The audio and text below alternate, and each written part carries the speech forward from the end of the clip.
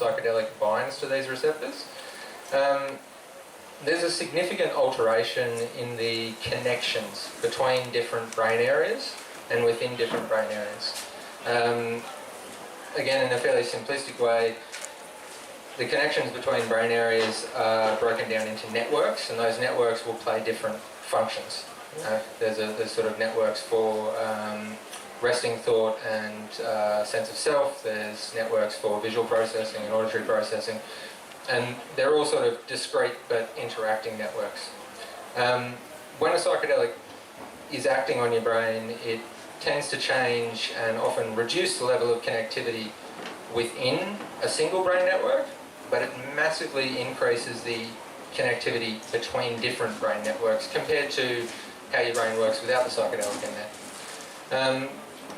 Basically, that leads to huge changes in the way that your brain processes information. I mean, the way that our brains work is they take in this basic information, your sight, your sound, your sensory experience, you smell, all of these perceptions, and it integrates that with your past experiences, your memories, your emotional state, and comes up with a complete picture so that you experience the world around you in a usually fairly consistent way. When those networks are significantly altered in the way that they talk to each other, you process all of that very, very differently, and that's what leads to these subjective experiences of the psychedelic effects.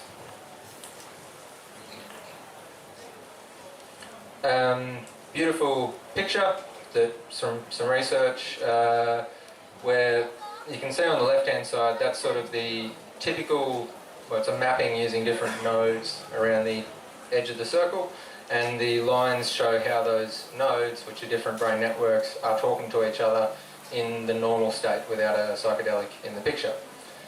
The picture on the right is how those networks are connected to each other when someone's had psilocybin.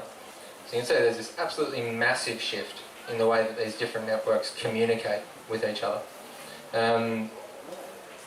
It's fairly profound. Yeah, much more talking between the different networks.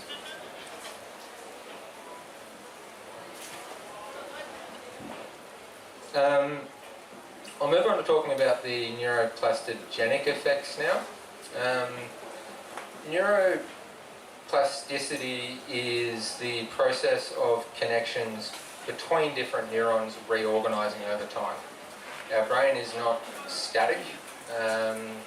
The cells can change, the way they connect to each other changes, the way these different networks speak through each other and to each other changes over time as well. That's how we sort of integrate new experiences into our reality.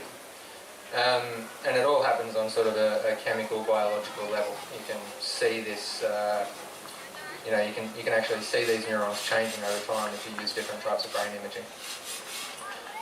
A change in neuroplasticity is found in a lot of significant psychiatric illnesses. Generally speaking, there is less potential for neuroplasticity in many of these conditions. That leads to sort of cognitive rigidity. It can lead to ingrained negative patterns of thought. It can lead to ingrained negative patterns of emotion, and that can be functionally impairing and distressing. And that's really what we're often trying to shift when we are treating psychiatric conditions. And neuroplastogenicity is the ability for those neurons to reorganize connections. So, how much neuroplastic potential your brain has. It is increasingly understood that most things that are good for your mental health and most of the treatments that we might usually use for mental health conditions probably act significantly by increasing neuroplastogenicity. Antidepressant medications probably work for depression much more because they increase neuroplastogenicity than because they increase serotonin. There's very little evidence that low serotonin is actually a core feature of major depression, which is a bit different to how, say, the SSRIs, the serotonergic antidepressants work in things like PTSD and anxiety disorders, but for depression at least, it's probably about neuroplastogenicity. Likewise, exercise increases your neuroplastogenicity. Good sleep increases your neuroplastogenicity. Social connection increases your neuroplastogenicity. So all of these things that are sort of good for us, which is why they are effective in treating mental health conditions and why they're helpful in reducing your risk of developing depression, it probably has a lot to do with their ability to keep the brain plastic and allow it to avoid rigidity, particularly negative rigidity. Likewise, all of the physical treatments, sort of TMS, magnetic stimulation in the brain, all of these sorts of things, significantly increases neuroplastogenicity, which is probably core to their function, their ability to actually improve these psychiatric illnesses. Psychological therapies, likewise. With all psychological therapies, there tends to be an increase in neuroplastogenicity.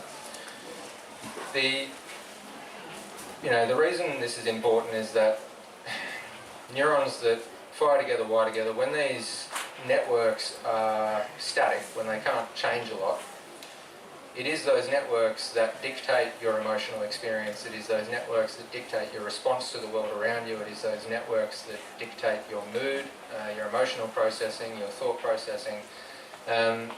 If they become stuck in a manner that means that you are predisposed to interpreting things negatively, it is really, really hard to feel good. You need those default ways for processing information to shift so that you can get out of these ingrained negative patterns of thought and negative emotional responses and start to feel and interpret things differently. And psychological therapies teach you to do that on a very conscious level. CBT, you are actively challenging and recognising these negative patterns of thought. As an example, if you're getting CBT for an anxiety disorder, say you walk around and you feel uncomfortable going out in public because you assume that everyone's always judging you all the time. Social anxiety sort of thoughts, right? CBT for that would ask you to recognise that and then start to challenge it. Look for the evidence around it. Why do you know that people are looking at you that way? Why do you know that when people look at you, they're thinking negatively about you? Could they just be looking at you? Could they be looking straight through you? What's the evidence? You do that really actively enough, and eventually your brain will start to see that its default way of thinking about being looked at might be wrong. It's not so sure anymore. If you do that often enough, the new default way to process people looking at you is not. They must be judging you negatively. And then you don't have to do that as actively anymore. It starts to become a more passive process. The stronger the connection between these cells and between these networks in the brain is, it's like a really, really deep cleft, a deep river, right? The water is always going to flow down the deep river. It's not going to go down the shallow little side branch of the river as much. It wants to go down the main path, okay? You get psychological therapies like bringing an excavator in and digging out a new path off the river, and eventually water will start to flow down there. Once more water's flowing down that than down the old main river, the new main river gets deep and that becomes the path the water wants to follow. This is the same as the way the electrical conduction will work in the brain. Once you've strengthened a new pathway enough, it will take over from the old default pathway. That then changes your default way of thinking and your default way of feeling. And eventually you start to feel better. Anyone who's ever had a significant psychological difficulty and tried to get some therapy for it will know that that can often be a really slow, difficult process. It's challenging, it requires quite a lot of work, it requires skillful therapists, and it requires a whole bunch of ideal situations in your life so that you're not too stressed to be able to do it. So, things that can improve your brain's ability to make those new connections and change those pathways have massive potential for treating some of these conditions. Again, this stuff just blows me away. This is how psychedelics improve neuroplastogenicity. It's a very, very complicated slide. But it just goes to show the level of detail that is known about this, which is all relatively new knowledge. This is sort of, maybe 15, 20 years of work. Activation of the 5-HT2A receptors increases AMPA receptors, a different type of receptor on the downstream cells. Those AMPA receptors get activated and that leads to a strengthening of the connections between the neurons. So that's not done directly through the 5-HT2A receptor, but it sort of secondarily upregulates a different system that lets those connections become stronger. When the 5-HT2A receptor is activated, there is an increased activation of enzymes and processes inside the cell. that, again, sort of increase the ability of the cells to strengthen their connection between each other. mTOR and CREP are two of the main ones that are implicated. There's also, secondary to that, those things get activated, that increases the what's called brain-derived neurotrophic factor, which is something that's got a lot of focus on in the research. This circulates around, it binds to its own receptors, and that strengthens the ability of those nerves to form strong connections between each other.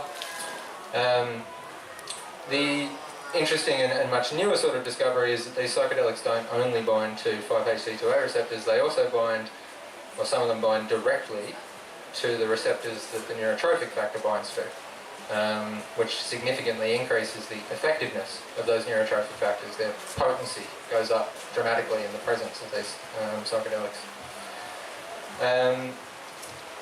What's also really interesting and important about this is that this doesn't happen brain-wide.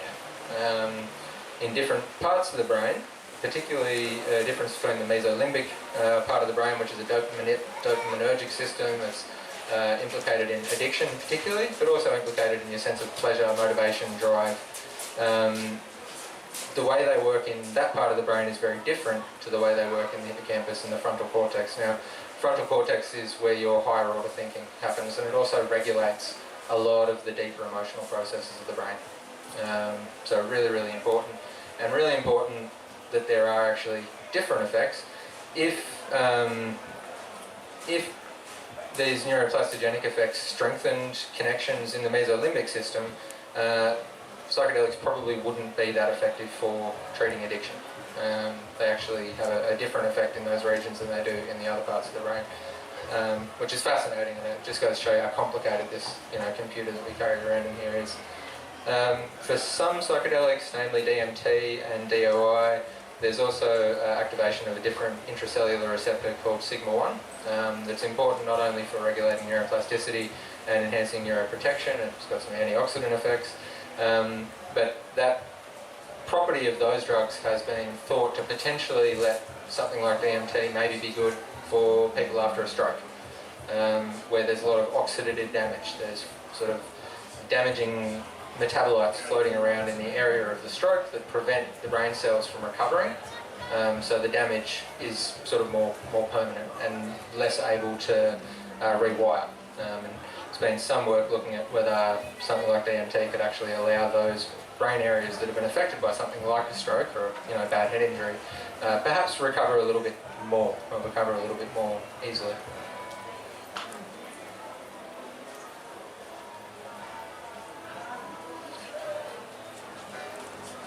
In case my description of that wasn't clear, I'm sure this really simple picture will make it all totally clear.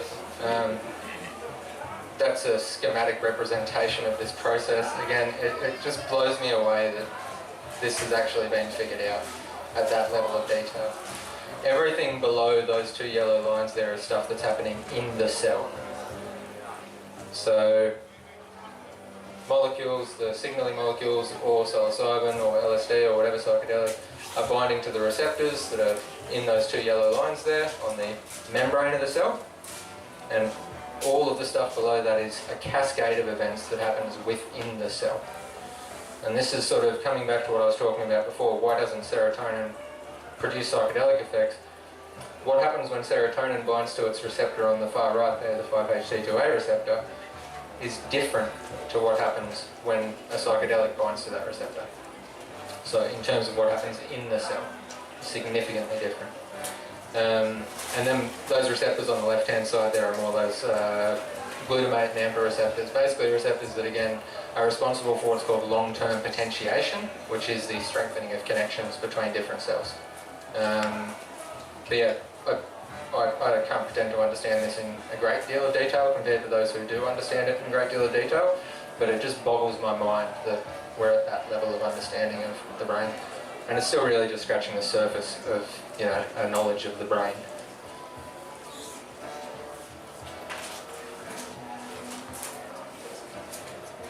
Cool. In terms of the impact on the neurons then, increased dendritic arbor arbor like a tree.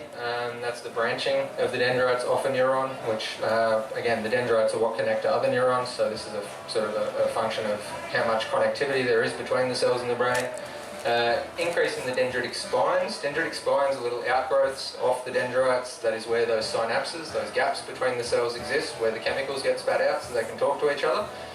And that basically sums up to mean there's more connection between the different neurons, so they can communicate more readily, the networks are strengthened and changed. This is what that looks like under a microscope. You see the top one on the left there is what a neuron looks like. The neuron is, you know, the whole thing, but the cell body of it's the blob in the middle. The dendrites are the little stringy bits coming off it. The picture below that is what happens when a neuron is treated with DMT. You can see how many more little stringy bits there are coming off it, right? And likewise, all the ones down below that are different psychedelics. The pictures on the right are a close-up of the dendrite, the little stringy bit. And you can see that even littler stringy bits coming off the dendrites. Those are dendritic spines. So each of those has the capacity to connect to a different dendrite.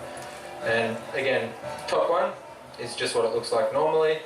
All the ones below it are when they've been fed different psychedelics. So you can see how much more capacity there is for them to talk to each other with those new connections. I think I've probably already covered this enough, but just important to say that the degree of increase in neuroplasticity has been associated with the clinical benefits of psychedelics, i.e. the more markers of increase in neuroplasticity you can find in someone after these experiences, the more likely it is that they're going to see some benefits. It's obviously quite critical to the effects of the substance. The interesting thing is how this might interplay with therapy. You know, when we talk about psychedelics in the medical context, at least for psychiatric conditions, it's psychedelic-assisted therapy. There is a therapy component to it. The concept is, like I was saying before, with CBT, or any of the psychological therapies, they all work by changing paths of connection in the brain. The idea is that if someone's had a psychedelic, there is going to be a window of time after that experience that their brain has a greater capacity to do that rewiring. The therapy is then directing that rewiring. You are actively challenging and changing the negative and problematic patterns of thought and emotional processing using the therapy to direct that plastogenic effect. So that's sort of the concept behind why the two might work so well together. And again, neurons that fire together wire together, so the more you are actively thinking in a particular way, the more that gets strengthened. The psychedelics help the ability for that to happen more quickly. That's the theory. It's a theory that might be thrown out a little bit by this. Non-psychedelic neuroplastogens, the pharmaceutical companies are just really racing to try and develop substances that can increase neuroplastogenicity without the pesky psychedelic experience. The thing is that some of the preclinical work does actually make this look pretty promising. There was just very, very recently, slightly modified LSD that looks like it is a very, very potent neuroplastogen that doesn't have psychedelic effects. Likewise, some of the beta-carbolines like harmaline, harmala, that are another component of ayahuasca brews, have fairly potent neuroplastogenic effects. They're not psychedelic themselves.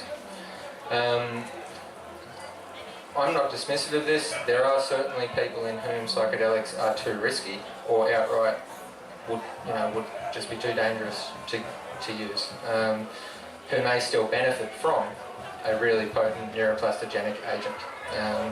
This opens up a whole new world for benefiting those sorts of people. There's also people who just don't want to have a psychedelic experience, who still need help.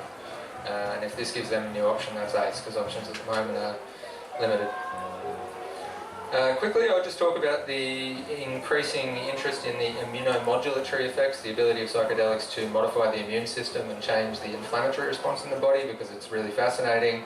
Psychedelics do have a wide-ranging effect, and this is less well understood, and it's different for different psychedelic agents, potentially more so than their neuroplastogenic effects.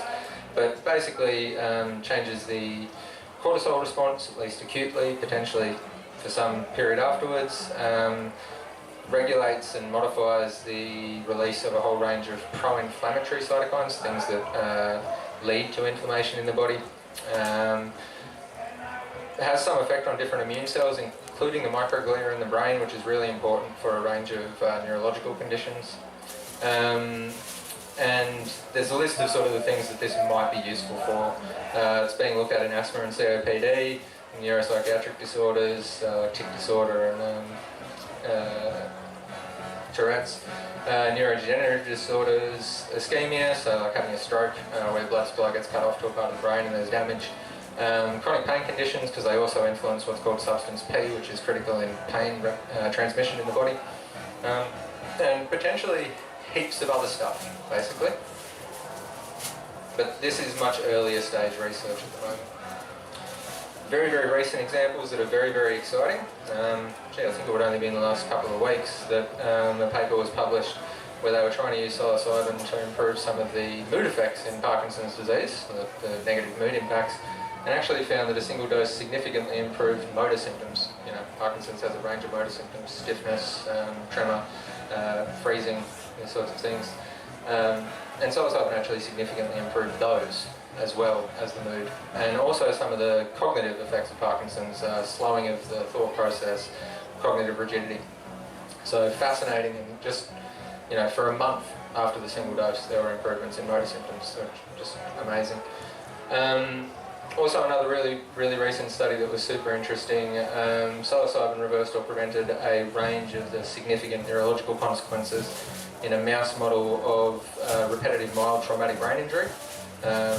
Traumatic brain injury and post-concussive injury is gaining a lot of attention, as we know, from professional sports, for veterans. It leads to a huge range of really problematic long-term changes.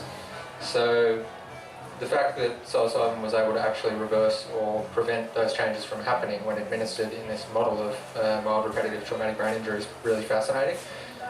Particularly what's really fascinating is that it reduced phosphorylation of a protein in the brain called tau. Tauopathies are a group of conditions where this protein gets phosphorylated and tangles up and forms big blobs. Those blobs interfere with the way the neurons can function. That is the core pathology in Alzheimer's disease, for which very few treatments exist.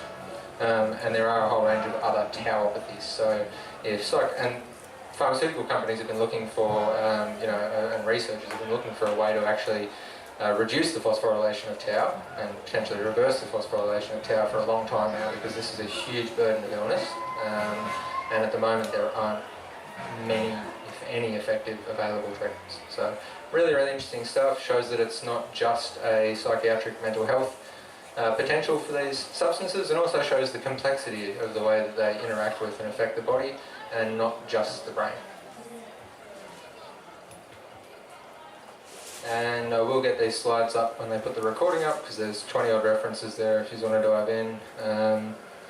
That's an introduction to psychedelics and how they affect us.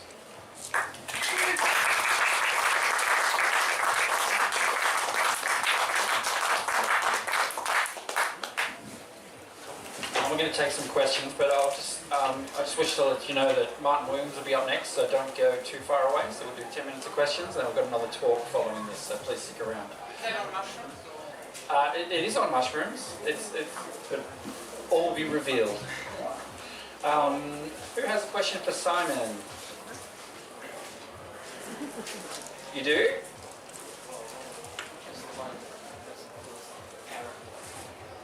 Which is the... Oh, what is the best that has... Yeah, did you hear the question? Yeah. So which is the best psychedelic to not cause paranoia? It's too individually variable to say. Again, I think some people are probably just not going to respond well to psychedelics. It has a lot to do with the dose. It has a lot to do with where you take them, why you take them, what state of mind you're in when you take them, what else you've taken while you take them. I just thought all these extra pathways were very beneficial. Yeah. But again, I mean, psychedelics can cause worsened psychosis in some people. They're not without risk. So I'll screw with myself. I'm doing a talk tomorrow about how to potentially prepare for a psychedelic experience in a way that maybe reduces some of the potential harm. Oh, you're going to test me, aren't you?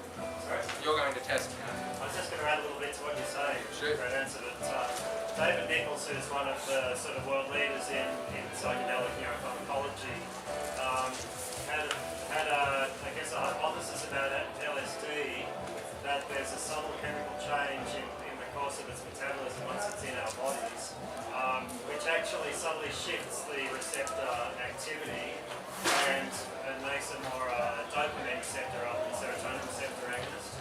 And that change seems to be marked.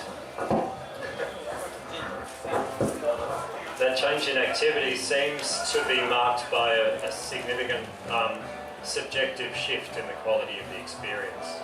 And so that is often accompanied by that sort of shift down to a darker, down a darker path, paranoia, a whole bunch of sort of thought loops and things. So that's just one interesting possibility. So probably LSD is not the best for paranoia. That is Martin Williams, who will be our next speaker.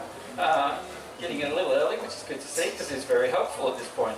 And we had a question here, which I can probably just bring this to you. So, hey, I was just wondering in regards to some of the activity in the brain you referenced, and I see, like, I'm not a scientist, and I read a bunch of this stuff courtesy of my friend over here, that's a science geek. At what point do rat models and mouse models, at what point do they just become almost irrelevant? Because I do see a constant reference, and I understand the similarities between the way a mouse brain works and humans. But at what point we're talking about these really complex concepts, how can we then go and compare a mouse's experience to a human's? At what point does it just become irrelevant and we have to think of a different paradigm to start, relating this stuff? I don't even know if that's a relevant question. Yeah, no, I mean, it's a really interesting question. There is a limitation to animal models, but what we can't do so readily in humans is give them a drug, kill them, cut up their brain, look at it under a microscope. So you can't get photos of the neurons and stuff, through that way. And a lot of those are actually from cell cultures of neurons as well. The interesting thing is that some of the mouse models, even around the is the mouse having a psychedelic experience or not, have somewhat been correlated to humans. There's this head twitch response that's sort of an indication, but in terms of the phenomenology, obviously you can't ask the mouse what it experienced.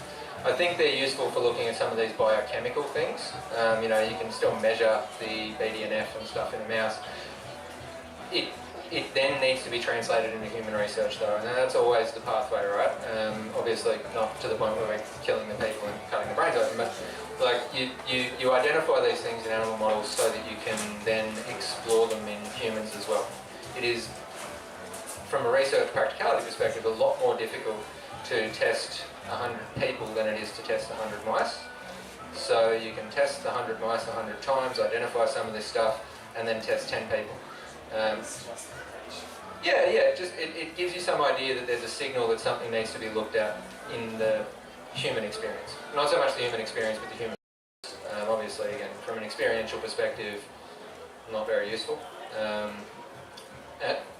There are animal models that are used to potentially demonstrate antidepressant effects and stuff. They're all horrible. I won't go into what they do to the mice to see whether they are not depressed anymore. But they've sort of become the standard, and to some extent some of them have been validated. But yeah, I mean, ultimately again what we're talking about a lot of the time with psychedelics is psychedelic assisted therapy. Understanding the mechanisms of that is useful and interesting and important for potentially improving the outcomes, but it's never going to be the whole picture because you don't have the human component, you can't do the therapy, and you can't get the subjective experience. Martin probably has a lot to say about that as well, actually, so maybe he can take over that. Got anything to say about mice models? we can take another question here. Yep. Just bring this around to you. Do you find that there's much much difference between the different psychedelics apart from the length in which it acts? So like psilocybin at 4 hours. Yeah. Yeah, interesting question. A lot of the research has found that no, subjectively there isn't a huge amount of difference. I think that doesn't necessarily bear out to anecdote and experience, because obviously people who've sort of smoked DMT and had these massive breakthrough experiences will generally not say that that's the same as having 3 grams of psilocybin mushrooms. But in terms of the measured outcomes between, say, mescaline and psilocybin on some of the standard measuring tools, there's often not a huge degree of difference at the doses they are studying. I did see an interesting thing recently about 5-MeO DMT, and they did raise in their paper a comment that some of the experiences that were being reported weren't well captured using some of the most common subjective appraisal scoring systems for the nature of the psychedelic experience. And likewise, things like entity experiences and stuff like that are, by far more common with certain substances, particularly DMT, 5-MeO, than they are with, say, moderate doses of psilocybin or LSD.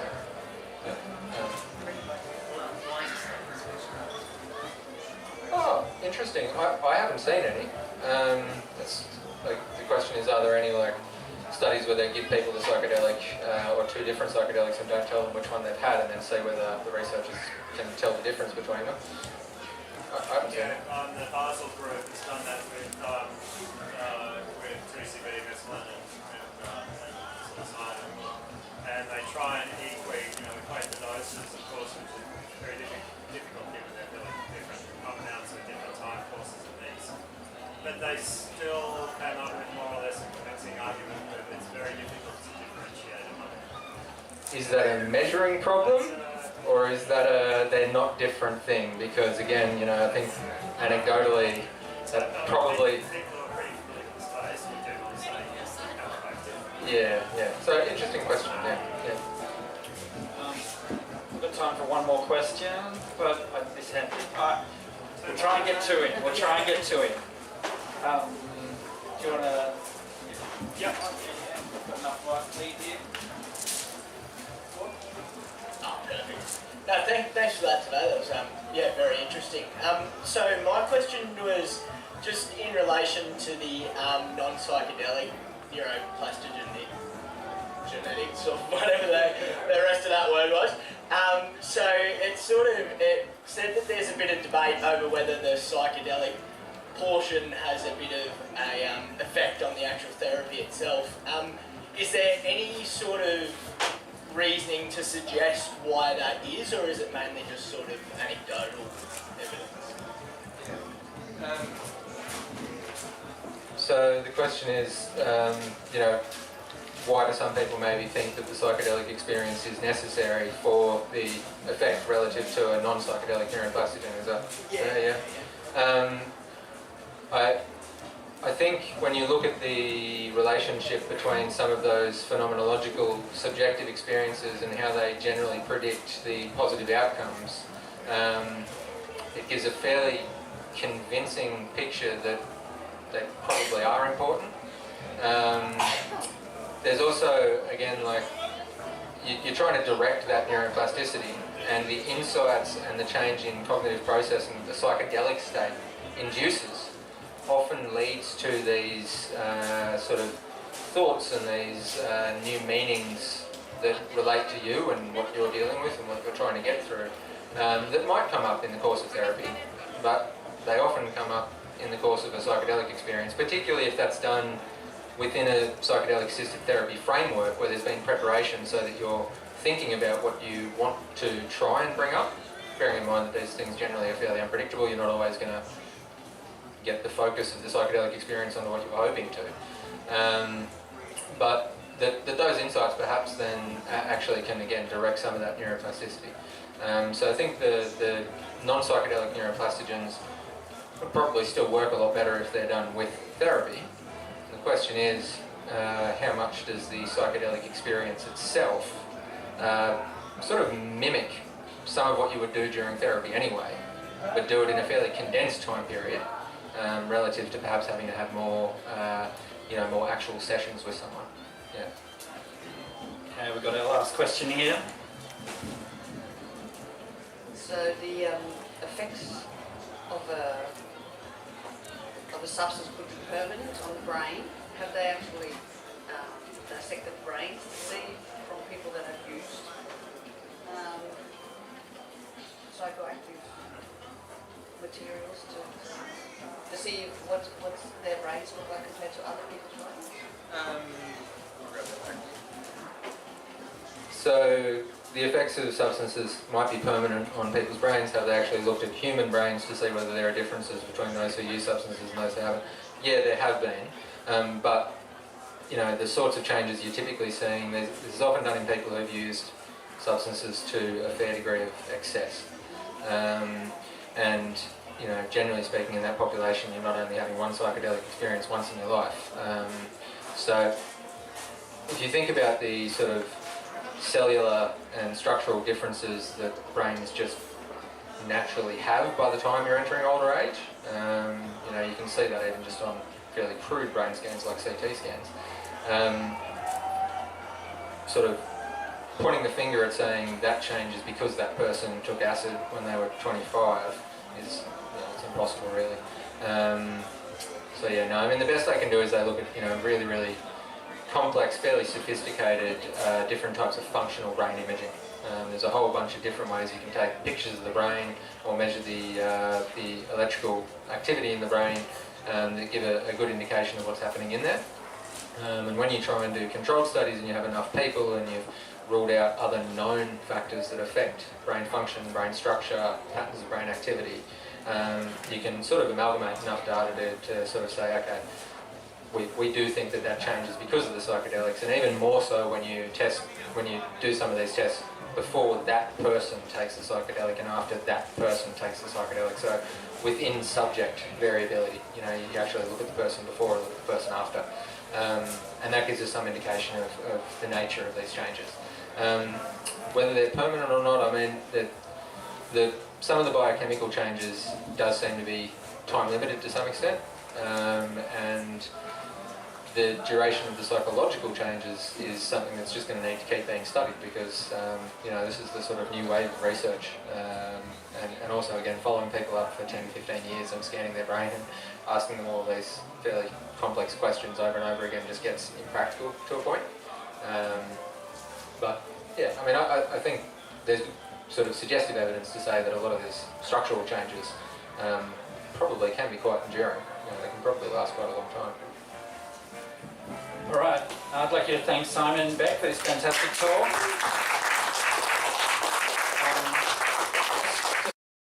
This is organised as a partnership between MardiGrass and EGA, so if you're enjoying the content, please take a flyer next to the camera just there, as we're running an event later in the year, a 3-day camp out, and it's 3 days of this kind of talking.